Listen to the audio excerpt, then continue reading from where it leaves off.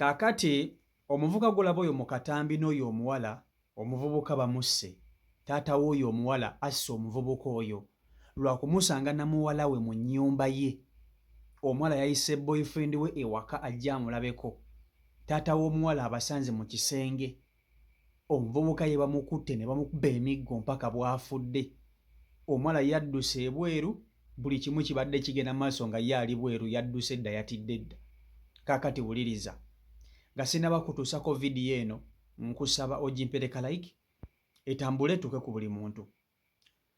Omuvubuka oyo amannya ge ayitibwa Martin. Ayitibwa Martin. Martin abadde ne girlfriend w'oyo nga basomera ku ssomero lye limu, bonna abadde basomera ku Hillside Secondary School.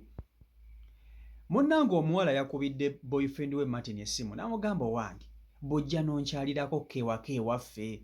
Nga bw'omanyi abaana ab'amasomero ebiseera ebisinga batera okwekyalira. Era nammwe abazadde abaleeyi abandaba mukimanyi bulungi nnyo nti abaana ab'amasomero abasomera awamu batera okujja ne beekyalirako kewaka. Abawala batera okukyalira ku balenzi, abalenzi batera okukyalira ku baana ab'obuwala. Ebyo abaana b'essomero batera okubikola. Wabula enkyala ya Martin yabadde ya mukwano ng'erimuko ekipenzi oba ekiraavulaavu. Kati munnange omuwala yakubidde Martin ono essimu n'amugamba jjangu ondabeko kewaka. Tewali aliyo osobola okujja.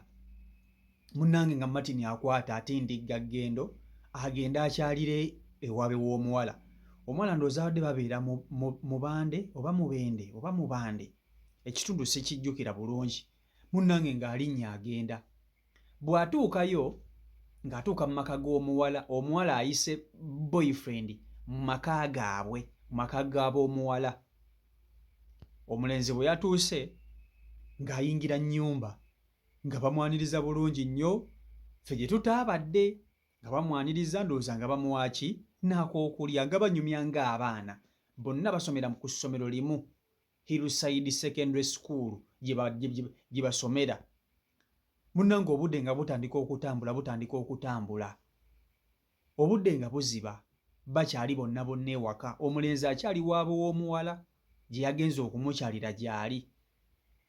Ssaawa ziwera 2 ez'ekiro, omulenzi tavaayo, bakyali bonna. Olwo taata tannaba kubasanga.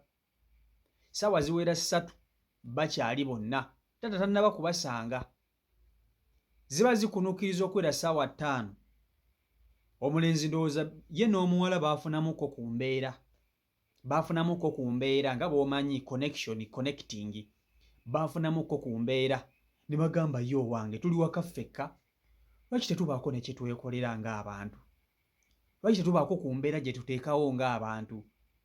Omulenzi ndowooza ng'atandika okukola ki? Okugiraagira. Munnange ng'omuwala amugamba tegugenda kuggweera wano mu ddiiro, tukwate ekkubo tugende mu kisenge kyange. Omuwala alina ekisenge ekyo gy'asula, nga omuwala akwata mulenzi amutwala mu kisenge nga babeera eyo. Kati nga bw'omanyi ekitonde ekirenzi n'ekitonde ekiwala bwe babeera bonna embeera teyinza kubulawo nga batandika kukola ki? Nga batandika kuyisayisa mikono. Ayise emikono, basembeze emimwa buli kimu kwegamba ng'embeera ekwajjira ddala. Munnange mujjukire nti omulenzi ali waabe w'omuwala, bazadde b'omuwala tebaliiwo, ewaabe w'omuwala tewali aliwo. Omuwala yabaddeyo ndowooza yekka kubanga bakubanga alinayo omuntu omulala yabaddeyo naye, tebandyesibidde mu kisenge kino kukola bintu bye babadde bakola. Omwana yandibadde afunamu kafansonyi n'ateesibira mu kisenge na mulenzi ono. Kaakati baba bakola be bakola, baditakyezi simanya biki, romansi nga bw'obimanyi, beenywegedde, bakoze buli kimu, bakonekitinze bluetooth device connected.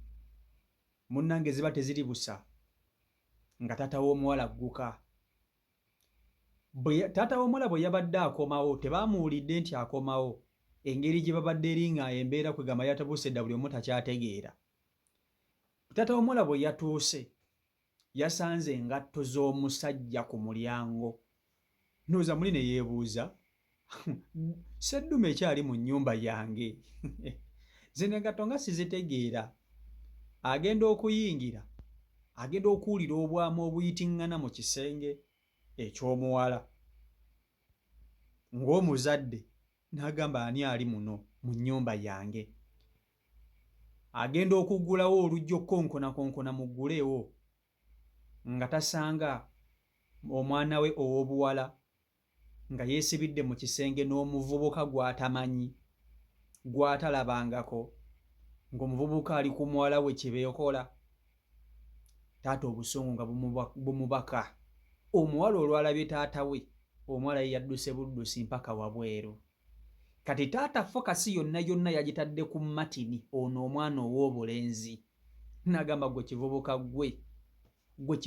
ggwe, ekikujja ewammwe yonna yonna yonna ozze eno mu maka gange gy'oli mu kwerigombera ne ku muwala wange mu nnyumba eyange mu kisenge eky'omwana owange, ogenda kundaba kimaafiya.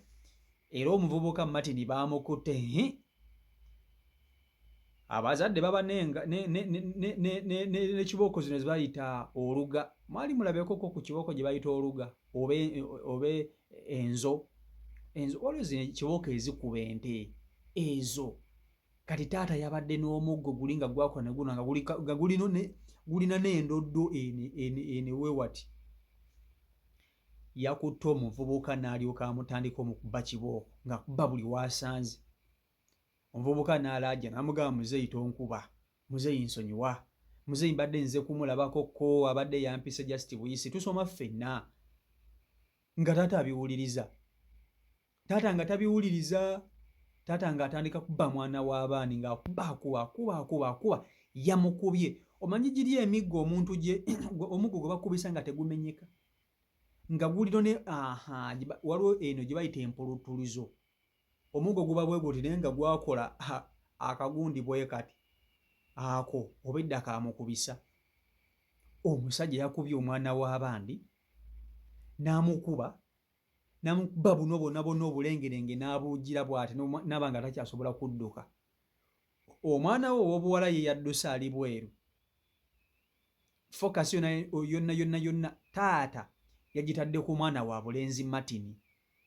N'alyoka amutimpula emiggo. Martin n'atuuka ekiseera n'aba nga takyasobola na kukaaba. Yamukubye. Obusungu yamutaddeko obusungu oyinza okugamba oba abadde amumanyi. Kwegamba omusajja yakubye omwana w'abandi mu butuufu. Yamukubye n'atuuka ekiseera nga oli takyakaaba asinda businzi. Yamukubye mpaka bwe yamusse. Mpaka bwe yamusse n'agamba nti kati nkusse, n'alyoka amuleka. Yagenze okumuvaako ng'oli kapuuti. Nga kapuuti ng'afudde. Ate okubanga yamukubidde ndowooza essaawa nga nnamba ng'ali ku muntu akuba. Bw'akuba omutwe, bw'akuba mu mugongo, bw'akuba emikono, bw'akuba amagulu. Kubanga jjukira omuntu atagalamidde ate ng'akuba wa busungu, akuba buli w'asanze. Bw'agalula n'ogira omutwe ng'akuba okola bw'oti, bw'aganagira ng'akuba okola bw'oti, bw'agalula. Baakubye omuvubuka ne bamutta. Taata omuvubuka yamutidde mu maka ge lwa kumusanga na muwala we mu nnyumba nga bali bonna n'amukuba n'amutta. Kati ate ekisinga okwewuunyisa nti ate ye muwala we teyamukoonyeeko, ate ng'omuwala ye yayise. Omuwala ye yayise omulenzi naye ye teyamukoonyeeko, teyamukubye yadde. Omwana w'abandi yamukubye n'amutta, ate omwana we ye teyamubonerezza, n'omuwala yandimukubye. Kati kino ekintu kya mirundi ebiri. Ng'omuzadde eky'okutta gwe musango, wabula singa yamukubye bukubi n'amugunjula n'amuleka n'agenda, omulenzi yandiyize essomo lye. Wabula eky'okumukuba mpaka kumutta gwe musango ogusinga obunene gwe yakoze. Naye ng'omuzadde ekyo ekikola tekyewalika. tosobola kuŋŋamba nti gwe osobola okuba n'omwana wo ow'obuwala n'omusanga mu nnyumba n'omulenzi eyiyo n'otabatimpula miggo. Ekyo teri muzadde ayinza butakikola, teri muzadde ayinza butakikola. Era naawe abakuba ggwe wandibadde omulenzi omukuba, wabula ate ono obusungu ye yabususizza n'ayitawo mpaka bwe yasse omwana w'abandi. Omwana w'abandi yamusse, ate ye omuwala ssebo teyamukoonyeko. Omwana we omuwala kyokka jjukira omuwala ye yayise omulenzi, omuwala yayise obulenzi, bonna baana ba ssomero, bonna basomera ku ssomero lyerimu.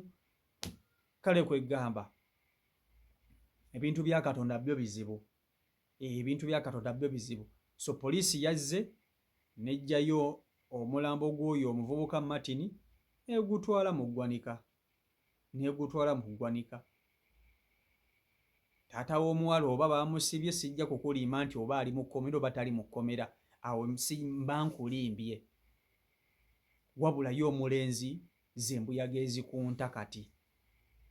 Si kirungi nnyo okugenda mu maka g'abaana ba buwala bano nga mubakyalira, nga bw'omanyi embeera eteewalika wakati w'omuwala n'omulenzi. Omaliriza okoleddeyo era bw'oba ng'oli mwana wa bulenzi ng'oli mufune ekifo we mu miitinga, naye okwate ekkubo ogende simanya mu maka gaabwe obalabeko. Oyinza n'okwesanga si gwe mulundi gwasoose ono omulenzi okugendayo, naye nga taata abadde tamumanyi, ng'omuwala abadde atera okumuyita n'agendayo. Kati ku luno ndowooza ebintu ebadde erabika ntuuko, ebadde ntuuko.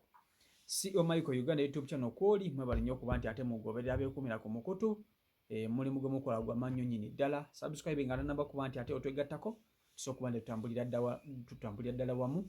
Mbaagala nnyo mwenna, Omukama Katonda abankuumire, abankolera obulungi obutagambika. Mubeere bulungi, mweraba.